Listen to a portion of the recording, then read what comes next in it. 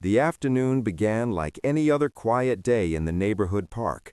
Children laughing near the swings, parents chatting under the trees, and cars lining the curb as families prepared to leave.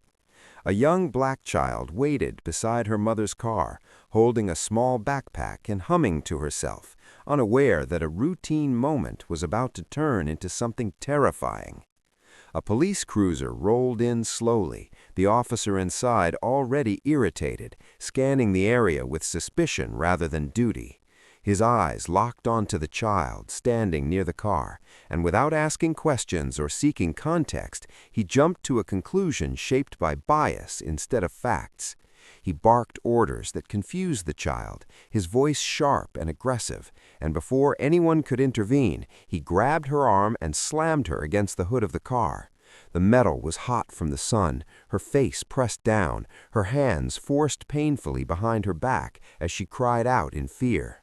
Parents nearby froze in disbelief, some pulling out phones, others too shocked to move.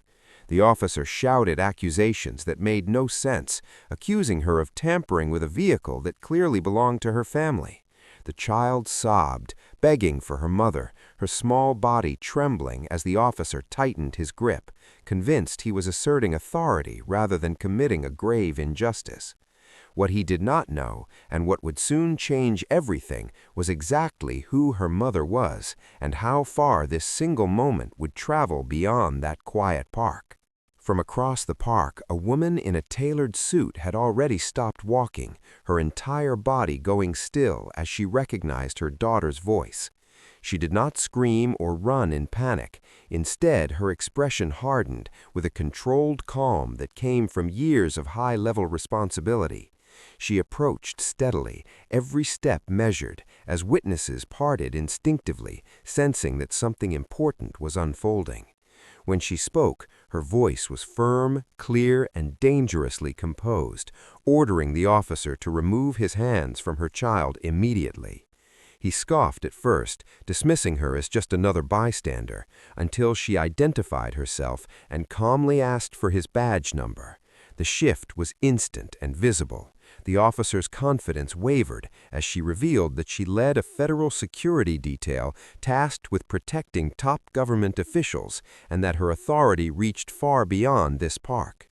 She informed him that his actions were already being recorded, that federal oversight would be involved, and that he had just crossed multiple lines that could never be uncrossed. Around them, the crowd grew silent, phones raised higher, breaths held. The officer slowly released the child, whose wrists were red and shaking, and the mother pulled her close without breaking eye contact. Sirens could be heard in the distance, not as backup for the officer, but as the beginning of consequences. In that moment, the power dynamic flipped completely, exposing how fragile unchecked authority truly is when confronted by truth, accountability, and someone who knows the law far better than those who abuse it. By the end of the day, the story had already spread beyond the park, beyond the city, and onto national news feeds, igniting outrage and debate. Internal investigations were launched immediately, body camera footage reviewed frame by frame, and witnesses gave statements that painted a damning picture of racial bias and reckless behavior. The officer was suspended within hours, then terminated as federal agencies stepped in to pursue civil rights violations.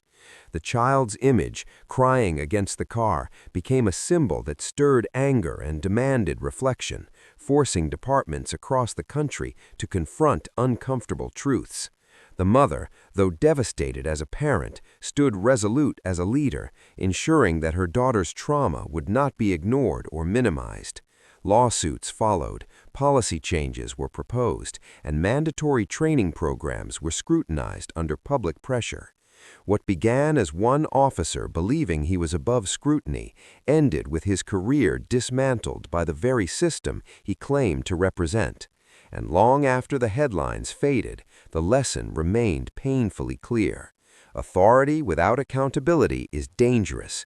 Prejudice has real victims, and sometimes the most powerful reckoning begins when the wrong person is underestimated.